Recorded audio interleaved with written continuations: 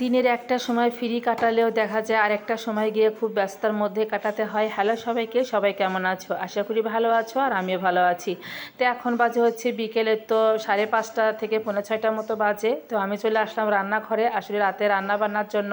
যেহেতু সারাদিন তেমন কিছু রান্না বান্না করিনি, যে ফ্রিজে মানে ঝোল তারপরে ছিল ডাল, এগুলো ছিল আর ডিম ভাজিগুলো ছিলাম 2 রকমের ভর্তা করে, এই দিয়ে দুপুরে সবাই খেয়েছি। সে ভিডিওটা তোমাদের সাথে শেয়ার করে নিতে। যাই হোক, এখন বিকেলবেলা যেহেতু আজকে মানে পূর্ণিমা নয়, অমাবস্যা, সরি, আজকে হচ্ছে অমাবস্যা, যার জন্য রাত্রিবেলা সবাই রুটি খাবে। আসলে সব সময় খাওয়া হয় না, কিন্তু শাশুড়ি মাকে নিয়ম করে দেওয়া হয় অমাবস্যা পূর্ণিমাতে রুটি দেওয়া হয়, আর আমরা ভাত হলে ভাতও খাই। তো যেহেতু আজকে ভাতের মানে আইটেম কম ছিল, যাই জন্য আমি ভাতটা রাখিনি।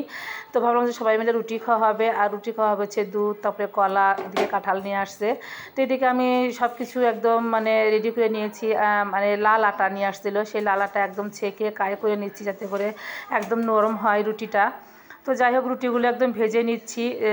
যেহেতু হচ্ছে প্রচণ্ড বৃষ্টি নামছে একটু পরপরই, আবার কারেন্ট নাও থাকতে পারে, যার জন্য একটু দিন সকালেই রান্নাঘরে চলে আসলাম। তো অনেক সুন্দর করে রুটিগুলো ভেজে নিচ্ছি। আর সমস্যা হচ্ছে আমার গ্যাসের চুলায় একদিকে একটু মানে তাপ বেশি হয় আর চারিদিকে একটু আস্তে আস্তে হচ্ছে, যার জন্য রুটিগুলো একদম কেমন জানি হচ্ছিল। তো যাই হোক, আমি অনেক কষ্ট করে রুটিগুলো ভেজে নিলাম। আর একটা তো এদিকে আমার রুটি ভাজাগুলো শেষ হয়ে গেছে, একটাই রুটি আছে চুলোতে। তো ভাবলাম যে রুটি ভাজতে ভাজতে এই জায়গাটা একদম পরিষ্কার করে নেই, কারণ কাজের মধ্যেই যদি আরেকটা কাজ করা যায় তাহলে একটু তাড়াতাড়ি হয়, কাজটাও এগিয়ে যায়। এদিকে সন্ধ্যাও লেগে আসছে। তো যাই হোক, রুটিগুলো ভাজা কমপ্লিট। এই যে এখানে অনেকগুলো রুটি ভেজে রেখেছি। তো রুটি ভাজার পর আমি জায়গাটা একদম পরিষ্কার করে নিয়ে এখন রুটিগুলো সেই জায়গায় রেখে দিলাম। আর আমি এদিকে চুলাতে দুধ বসিয়ে দিয়েছি। দুধটা অনেক সুন্দর করে জাল দিয়ে নেব, কারণ একদম খাঁটি গায়ের দুধ, এটা ফ্রিজেই ছিল। তো যাই হোক, দুধটা বসিয়ে দেওয়ার পরপরই দেখি যে মানে একটা অতিথি চলে আসলো হঠাৎ করে সন্ধ্যার সময়। এদিকে আজান পড়ছে। তো ওর বাবার সাথে একটা, ওর বাবার বন্ধুও বলতে পারেন, আবার হচ্ছে বড় ভাইও হতে পারে, যাই হোক খুব ক্লোজ আর কি। তো উনি এসেছেন, তো ওনার জন্য হচ্ছে একটু আবার কিছু নাস্তা পানির ব্যবস্থা করব, কিন্তু উনি কিছুতেই থাকতে চাচ্ছেন না। উনি খুব তোড়জোড় করছে যে এখনই চলে যাবেন। আসলে যেহেতু এইদিকে আসছিল, ওই জন্য ওর বাবার সাথে একটু মানে দেখা করে নিল। তো আমি অনেক জোর করেই বললাম একটু 5টা মিনিট আমাকে সময় দিন, বেশিক্ষণ আপনাকে বসিয়ে রাখবো না। তো আমি খুব তাড়াহুড়ো করে দুধটা আবার নামিয়ে নিলাম, নিয়ে আবার চাটা বসিয়ে দিলাম, যেহেতু উনি লাল চাই খাবেন। তো আদা চা বসিয়ে দিলাম, দিয়ে তারপর দেখি এদিকে উনি অনেকগুলো আমও নিয়ে আসছে, আর ওর বাবা আবার দেখি যে ছেলেকে পাঠিয়ে দিয়ে তো বিস্কুট আর কেক নিয়ে আসছে। তো আমি ভাবলাম যে এই বিস্কুট কেক দিয়ে ওনাকে আপ্যায়ন করবো, আর যেহেতু উনিও অনেকগুলো আম নিয়ে আসছে, যেহেতু আমার সেই বাচ্চা আছে, উনি আর খালি হাতে আসেননি। তো আমগুলো এত টাটকা ছিল, মনে হচ্ছিল যে এখনই হয়তো গাছ থেকে পেড়ে নিয়ে আসছে। আসলে কিছু কিছু সময় দেখা যায় যে ফলগুলো খুব ফ্রেশ, একদম টাটকা দেখায়। তো আমি আমগুলো অনেক সুন্দর করে একদম বের করে নিচ্ছিলাম, যেহেতু ওনাকে বেশ কয়েকটা আম কেটে দেব, যেহেতু উনি হাতে করে নিয়ে আসছেন। তো এদিকে আমি আমগুলো অনেক সুন্দর করে এই থালার মধ্যে গুছিয়ে নিচ্ছিলাম। তারপরে আবার চলে গেলাম হচ্ছে চায়ের কাছে, দেখি চাটা অনেক সুন্দর মানে জাল হচ্ছে।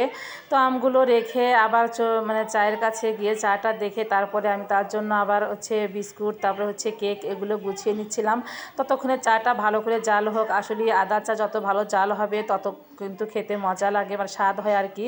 তো এর মধ্যে আমি কিন্তু আবার আমটাও কেটে নিয়েছি, মানে চা তারপরে কেক সব কিছু গুছিয়ে নিয়ে তাকে খেতে দিয়ে এসে আবার চাটা এদিকে হয়ে গেল। তো চাটা তার জন্য একদম মানে কাপে ঢেলে নিয়ে তাকে সেটা খেতে দিয়েছি। তো উনির সাথে দু একটা কথা বললাম, গল্প করলাম, তারপরে উনি চাটা খেয়ে চলে গেলেন। তো এইদিকে র চা ছিল, তো ভাবলাম যেহেতু দুধ আছে একটু দুধ চা করে নেই। আর এর মধ্যে আমি র চায়ের মধ্যে কিন্তু দুধটা দিয়েছি। আসলে আদা দিলেও কিন্তু এই চাটা খেতে বেশ মজা হয়েছিল। আমি অনেকবারই আদা দিয়ে দুধ চা খেয়েছি, একটা ফ্লেভার আসে সুন্দর, আর খেতেও অনেক মজা হয়। তো চাটা করে নিয়ে আবার দুধটা বসিয়ে দিলাম, কারণ দুধটা যেহেতু ভালো জাল হয়নি, আর ভালো জাল না হলে কিন্তু দুধ খেতে মোটেই ভালো লাগে না। তো দুধ জাল বসিয়ে দিয়ে চাটা ছেঁকে নিচ্ছিলাম, যে আমরা একটু আরাম করে চা খেয়ে নেই। সন্ধ্যার নাস্তা আসলে অতিথির সাথে সাথে আমাদেরও নাস্তা হয়ে গেল। তো অতিথির দিকে চলে গেছে, তো অনেকগুলো বাসন কাসন সব জমে আছে বেসিংয়ে। ভাবলাম যে দুধ জাল হতে হতে একদম বাসনগুলো ভালো করে পরিষ্কার করে ধুয়ে বেসিংটা একদম ধুয়ে পরিষ্কার করে নেই, যেহেতু হচ্ছে আমাকেই করতে হবে, আর সকালে উঠে কাজের চাপটা একটু বেশি হবে। আসলে যে কথা প্রথমে বলতে গিয়ে আর বলতে পারিনি, যে দুপুরে একটু যেহেতু আরাম খেয়েছি, আর বিকেলবেলা দেখো কত ঝামেলার মধ্যে কত ব্যস্ততার মধ্যে কাটাতে হলো।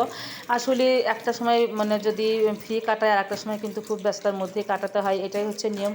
শুধু যে আমার ক্ষেত্রে এরকমটা হয় তা নয়, কিন্তু অনেকের ক্ষেত্রে এরকমটা হয়ে যায় যে একটা সময় ফ্রি কাটালে দেখা যায় আর একটা সময় খুব ব্যস্ততার মধ্যেই কাটাতে হয়। আসলে কিছু কিছু সময় একটু ব্যস্ততার মধ্যে কাটাতে কিন্তু খুবই ভালো লাগে। তো যাই হোক, আমারও খুব ভালো লেগেছে। এদিকে আমার বেসিনটা পরিষ্কার করা হয়ে গেছে। তো আমি আবার দেখলাম যে তোমাদের সাথে একটু মানে সব কিছুটা শেয়ার করে নেই। আর এদিকে আমার দুধটাও অনেক সুন্দর জাল হচ্ছে।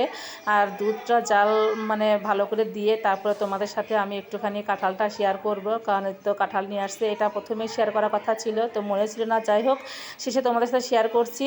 তো কাঁঠালটা অনেক সুন্দর হয়েছিল আর অনেক মিষ্টি ছিল। তো যাই হোক, আজকের মতো এখানেই বিদায় নিচ্ছি। ভিডিওটা ভালো লাগলে অবশ্যই লাইক, কমেন্ট আর শেয়ার করবে। সবাই একটু পাশে থেকো। তো সবার সাথে আবার আগামীকাল দেখা হবে নতুন একটা ব্লগে। এর মধ্যে সবাই ভালো থেকো, সুস্থ থেকো। Tata, bye bye.